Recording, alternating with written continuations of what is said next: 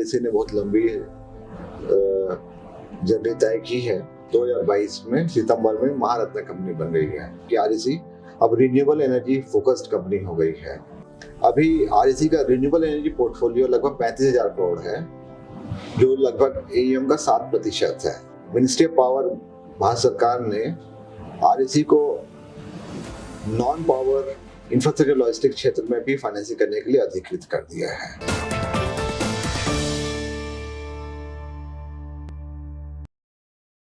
नमस्कार, स्वागत है आपका इंडिया न्यूज बिजनेस में। और आज हम आ गए हैं मैनेजमेंट के पास में, एक खास ऑर्गेनाइजेशन। हम हैं आरईसी लिमिटेड में और हमारे साथ में आरईसी लिमिटेड के प्रबंध निदेशक और अध्यक्ष हैं देवांगन जी। बहुत स्वागत है सर शो पे। और क्योंकि समय का अभाव है तो जल्दी कुछ अच्छी जानकारी आपसे कोशिश करेंगे निकालने के लिए जो कि दर्शकों के काम की हों। तो आरईसी से, क्योंकि आरईसी लिमिटेड का अपना ही सफर एक बड़ा इंटरेस्टिंग रहा है। कहाँ बिल्कुल ही पावर से शुरुआत हुई थी, रूरल से शुरुआत हुई थी बहुत, जब एक देश जो है एक बड़े संकट से गुजर रहा था और उस जमाने में पंप्स को और उसको उस तरीके की चीज़ों को किस तरीके से कि इरिगेशन में पानी पहुंचता रहे और वो सारी चीज़ें खेतों तक होता रहे, तो उसके लिए आरईसी का गठन किया गया था। लेकिन वहाँ से कहाँ one of the best PSU, CPSE, जहाँ पे कि 7वीं सबसे ज़्यादा प्रॉफिटेबल कंपनी है जहाँ तक मुझे समझ में आता है।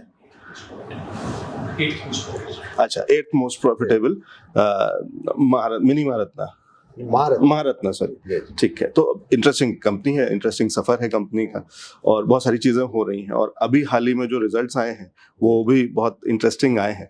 कुछ ऐसे खास चीजें, हाइलाइट्स जो आपको लगता है कि आरईसी में जो बदलाव हुए हैं और जो ऐसी चीजें हो रही हैं जिसका आगे आने वाले समय में कंपनी पे और कंपनी के ओवरऑल बैलेंस शीट पे असर पड़ने वाला है, ऐसी कौन सी चीजें होंगी सर? आपने सही कहा कि आरईसी का जन्म हुआ था हरित क्रांति के वक्त, जब पंप के एनर्जाइजेशन के लिए आरईसी का गठन हुआ था। उसके पश्चात आरईसी ने बहुत लंबी जर्नी तय की है। पहले NBFC बने, इसका फिर IPO आया, मिनी रत्न कंपनी, फिर नवरत्न कंपनी और फिर 2022 में सितंबर में महारत्न कंपनी बन गई है। आरईसी ग्रामीण विद्युतीकरण के लिए जानी जाती है। इसका नाम ही रूरल इलेक्ट्रिफिकेशन कॉर्पोरेशन था, परंतु ओवर द इयर्स अब इसका मेन फोकस अब एनर्जी ट्रांजिशन में हो गया है। तो मैं कहना चाहूँगा कि आरईसी अब रिन्यूएबल एनर्जी फोकस्ड कंपनी हो गई है। हमारे एसेट अंडर मैनेजमेंट में पिछले वर्ष बहुत ज़्यादा ग्रोथ हुआ, 17% का ग्रोथ हुआ है। 31 मार्च 2024 को एसेट अंडर मैनेजमेंट बढ़कर 5,09,000 करोड़ हो गया है। और हमारा अनुमान है कि हम ये ग्रोथ ट्रैजेक्टरी जो है 15 से 20% अगले 5 से 6 सालों तक कायम रखने में सफल होंगे और हमारा एसेट अंडर मैनेजमेंट लगभग 2 गुना बढ़कर 10 लाख करोड़ हो जाएगा 2030 तक। उसमें 2-3 सिग्निफिकेंट बदलाव आएंगे। अभी आरईसी का रिन्यूएबल एनर्जी पोर्टफोलियो लगभग 35,000 करोड़ है, जो लगभग एईएम का 7% है।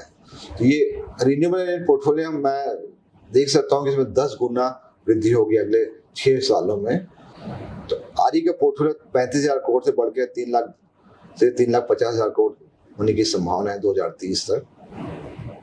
दूसरा जो बदलाव आ रहा है कि मिनिस्ट्री ऑफ पावर, भारत सरकार ने आरईसी को नॉन पावर इंफ्रास्ट्रक्चर लॉजिस्टिक क्षेत्र में भी फाइनेंसिंग करने के लिए अधिकृत कर दिया है। तो मेरा नॉन पावर इंफ्रास्ट्रक्चर लॉजिस्टिक्स का पोर्टफोलियो लगभग 50,000 करोड़ है।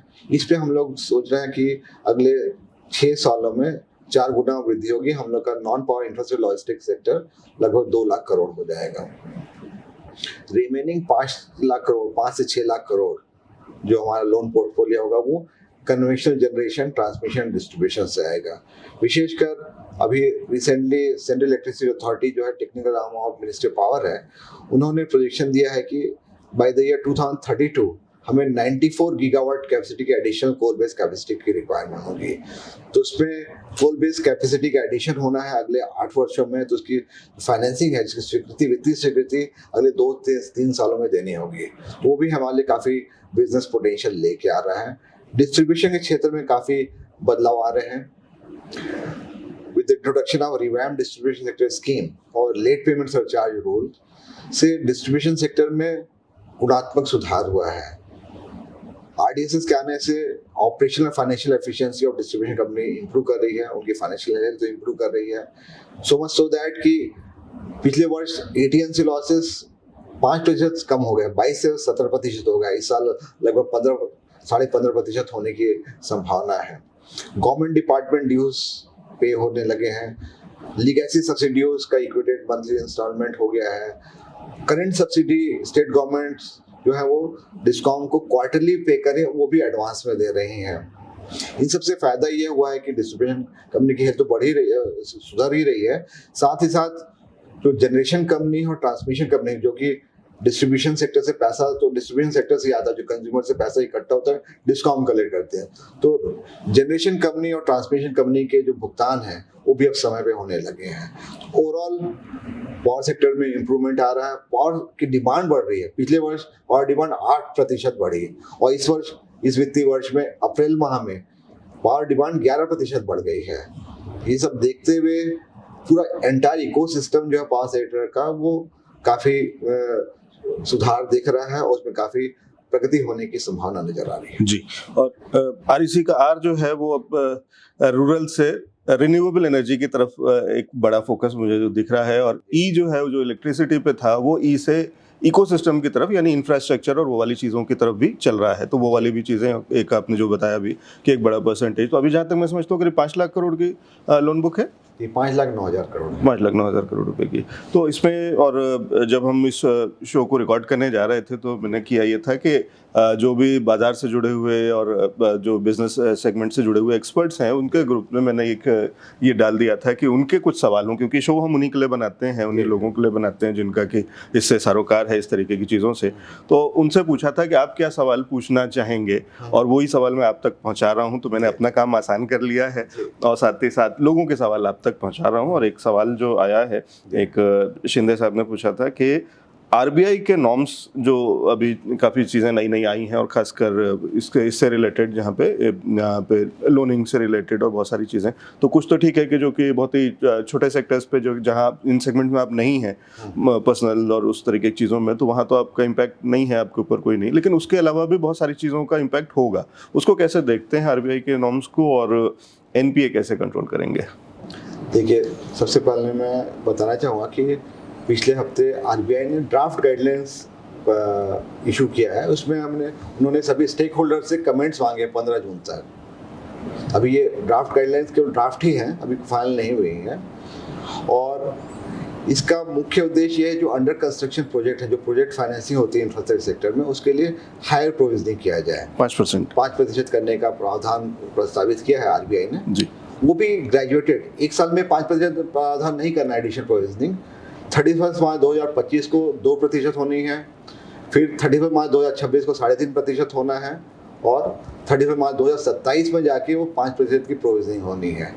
5% प्रोविजनिंग अंडर कंस्ट्रक्शन प्रोजेक्ट की है, जो कमर्शियली ऑपरेट हो गए हैं, ऑपरेशनल प्रोजेक्ट हो जाते हैं, उनके लिए 2.5% प्रोविजनिंग करनी है। और उनके यदि रेवेन्यू कैश फ्लो यदि अच्छा है, कैश फ्लो है, तो उसके लिए केवल 1% प्रोविजनिंग करनी है। और मैं ये बताना चाहूँगा कि जो तो इसका इम्पैक्ट कैसे देखते हैं आरईसी की बैलेंस शीट पे? आरईसी एक नॉन बैंकिंग फाइनेंस कंपनी है जो कि इंड एस अकाउंटिंग स्टैंडर्ड्स का पालन कर रही है। तो एनबीएफसी जो इंड एस अकाउंटिंग सिस्टम का पालन कर रही है, उनका जो एडिशनल प्रोविजनिंग होगा वो हमारे प्रॉफिट एंड लॉस अकाउंट के थ्रू रूट नहीं होगा। तो सबसे बड़ी बात है कि हमारा प्रॉफिट में कोई अंतर नहीं आएगा, रिटर्न ऑन इक्विटी में कोई अंतर नहीं आएगा। जो हमारा इसका जो इम्पेयरमेंट रिजर्व पे अंतर आएगा, जो एडिशनल प्रोविजनिंग करेंगे, तो इम्पेयरमेंट रिजर्व से क्या होगा कि जो हमारा प्रावधान है कैपिटल एडिक्वेसी रेशियो का, उसमें थोड़े से टीयर 1 कैपिटल में इसका प्रभाव पड़ेगा। परंतु मेरे पास, आरईसी के पास एडिक्वेट कैपिटल एडिक्वेसी रेशियो है। जो आरबीआई का मैंडेट है 15% होना चाहिए कैपिटल एडिक्वेसी रेशियो, हमारा 25.86% है। टीयर 1 कैपिटल मेरे पास हमारा जो है लगभग 23.5% है। तो जैसे हम लोग का एक्सपोजर नॉर्म रहता है कि हम लोग टीयर 1 कैपिटल का 30% प्रोजेक्ट एक्सपोजर एक सिंगल प्रोजेक्ट में ले सकते हैं लगभग। अब जबकि हमारे जो लोन बुक बढ़ गई है और 31 मार्च 2024 में हमारा I can take exposure up to 19,800 crore. तो इसका ये होगा, एडिशनल प्रोविजनिंग करेंगे, इम्पेयरमेंट रिजर्व बढ़ेगा, तो हमारा एक्सपोजर जो है सिंगल प्रोजेक्ट एक्सपोजर वो थोड़ा कम होगा, से अबाउट 1,000 करोड़। तो वैसे भी हम लोग 19-20 हज़ार करोड़ के प्रोजेक्ट सैंक्शन नहीं करते, हमारा मैक्सिमम 15,000 करोड़ के आसपास का रहता है, तो उसमें ज़्यादा अंतर होने की संभावना नहीं है। तो बॉटम लाइन है कि हमारा प्रॉफिट एंड लॉस अकाउंट में कोई अंतर नहीं पड़ने वाला है। और मैं तो आरबीआई ने जो ड्राफ्ट गाइडलाइन जारी की उसका मैं स्वागत करता हूँ, क्योंकि ये एक तरह से जो अंडर कंस्ट्रक्शन प्रोजेक्ट हैं, जो डिलेड हैं, जो date of commencement of commercial operation है जो डिक्लेयर्ड है, उसमें भी डिले होता है, तो उसके लिए एडिशनल प्रोविजन। लेकिन ओवरऑल इंडस्ट्री पे इम्पैक्ट तो पड़ेगा और थोड़ा नेगेटिव इम्पैक्ट पड़ेगा। अच्छा, फायदा है। जो क्लोजर स्क्रूटनी है, जो प्रोजेक्ट डिलेड है उसमें क्लोजर स्क्रूटनी होगी, मॉनिटरिंग अच्छी होगी, इन्वेस्टर कॉन्फिडेंस बढ़ेगा। तो इन द लॉन्ग रन ये सबके भले के लिए है, जो एडिशनल प्रोविजनिंग नॉर्म जो का प्रावधान किया गया है जी। दूसरा आपने कहा एनपीए के बारे में कहा, नॉन परफॉर्मिंग एसेट्स का। आरईसी का मैं बताना चाहूँगा कि ग्रॉस एनपीए लगभग 13,800 करोड़ है और हमारा नेट एनपीए लगभग 0.86% है। तो इस वित्तीय वर्ष में हमारे जितने भी नॉन परफॉर्मिंग एसेट है वो सब रिजॉल्व होने की कगार पे हैं। उसमें से 7 ऐसे प्रोजेक्ट जो लिक्विडेशन की ओर जा रहे हैं, उसके लिए हमने 100% प्रोविजन ऑलरेडी कर दी है, वो लिक्विडेशन की प्रक्रिया पूर्ण हो जाएगी इस वित्तीय वर्ष में। जो बाकी ऑपरेटिंग एसेट है उनका रिजोल्यूशन प्रक्रिया चल रही है एनसीएलटी में। केएसके महानदी हुई, हिरनमई प्रोजेक्ट हुआ, सीनर प्लांट नासिक में है, उस पर हमें काफ़ी अच्छे रिजोल्यूशन होने की उम्मीद है, क्योंकि हमने लगभग 70% की ऑलरेडी प्रोविजनिंग की है, अज्यूमिंग कि 70% हेयर कट होगा। परंतु जैसे रिजोल्यूशन जो हो रहा है एनसीएलटी में और पावर डिमांड जैसे बढ़ रही है, तो हमारे रिजोल्यूशन काफ़ी अच्छे हो रहे हैं। Haircut is limited only और 20-30%। तो हमें उम्मीद है कि हमें राइट बैक मिलेंगे सबके, जो ऑपरेटिंग एसेट के रिजोल्यूशन जो होंगे एनसीएलटी के माध्यम से, लगभग 1,500 करोड़ से लगभग 2,000 करोड़ का राइट बैक मिलने की संभावना है इस वित्तीय वर्ष में। और हमारा प्रयत्न है कि इस वित्तीय वर्ष के अंत तक हम लोग नेट जीरो एनपीए कंपनी बन जाए। चलिए, उम्मीद करते हैं ये सफलता आपको जल्दी ही मिले। सर, एक और सवाल है और ये है कि पिछले 3 साल में रेवेन्यू ग्रोथ जो है वो करीब 10% CAGR रही है और प्रॉफिट 19% CAGR के रेट पे रहा है आरईसी का। क्या इसको हम मेंटेन कर पाएंगे अगले 3 साल में?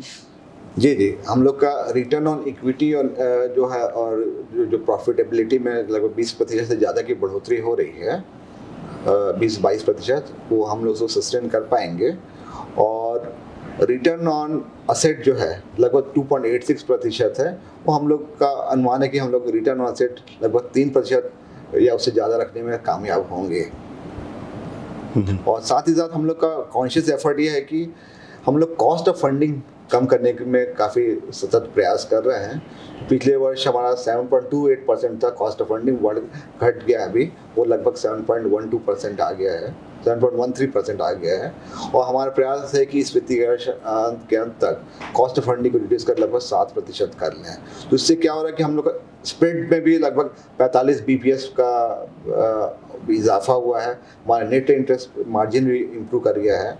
तो हमारा प्रयास ये है कि हम लोग स्प्रेड जो है 2.82 से लगभग 2.9 या 3% तक रखें और नेट इंटरेस्ट मार्जिन 3.5 से 3.6, 3.7% तक बरकरार रखें अगले 5 से 6 वर्षों में। जी, ठीक। तो ये जो बड़ा प्रॉफिट आप निकालते हैं, इसको कहाँ यूटिलाइज करने जा रहे हैं या किस तरीके से इसको डिप्लॉय करेंगे, इसके आगे कुछ उसमें प्लान है? जो एक तो हम लोग दीपक की गाइडलाइन से बंधे हुए हैं, तो हम सबसे पहले तो डिविडेंड देते हैं जो कि 5% ऑफ नेटवर्थ या 30% of profit after tax, whichever is higher. तो इस वर्ष हमारा 30% पैट जो है 5% नेटवर्थ से ज़्यादा है, तो 30% हम तो डिविडेंड दे देते हैं। तो हमारे जो एडिशनल रिसोर्सेज आ रहे हैं तो उससे हमारे नेटवर्थ में बढ़ोतरी हो रही है, तो हम लोग हायर एक्सपोजर ले सकते हैं। पहले हमारा नेटवर्थ जो था लगभग 58,000 करोड़ था, अब बढ़ के वो 63-64,000 करोड़ हो गया है। तो एक्सपोजर लिमिट हमारे इम्प्रूव कर जाते हैं इससे।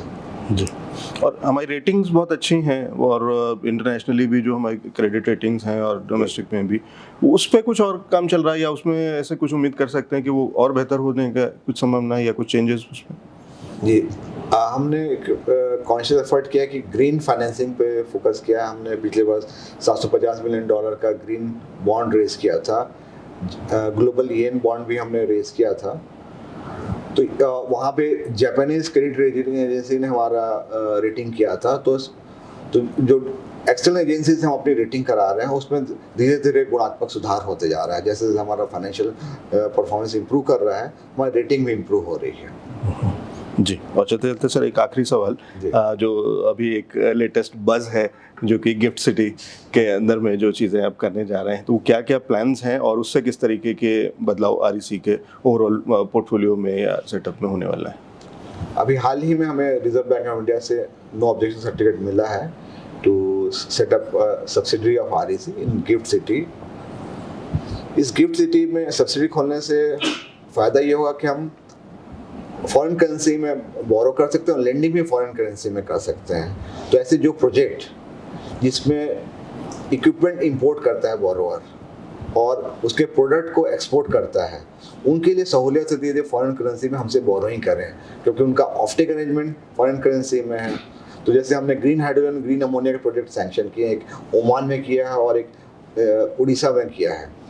उसमें डेवलपर को इलेक्ट्रोलाइजर इंपोर्ट करके लाना, उसे डॉलर टर्म में पे करना पड़ता है। उसका ऑफटेक अरेंजमेंट यूरोप और जापान में है, वहाँ पे उनको पेमेंट डॉलर टर्म में होती है। तो हम डॉलर टर्म पे बोरो करके डॉलर टर्म में लेंड करते हैं, तो वो नेचुरल हेजिंग होती है।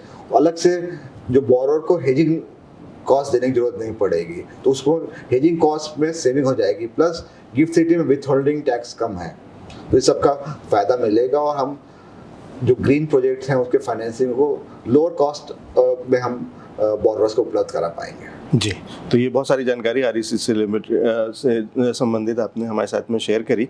बहुत धन्यवाद अपना समय देने के लिए, कीमती समय देने के लिए। विवेक देवांगन जी थे जो बता रहे थे कि किस तरीके से आरईसी के प्लान्स चल रहे हैं और आगे किस तरीके की चीज़ें और देखने को मिल सकती हैं। तो आज के शो में इतना ही, और thank you so much sir समय देने के लिए और हमारे साथ में जुड़ने के लिए। Thank you so much.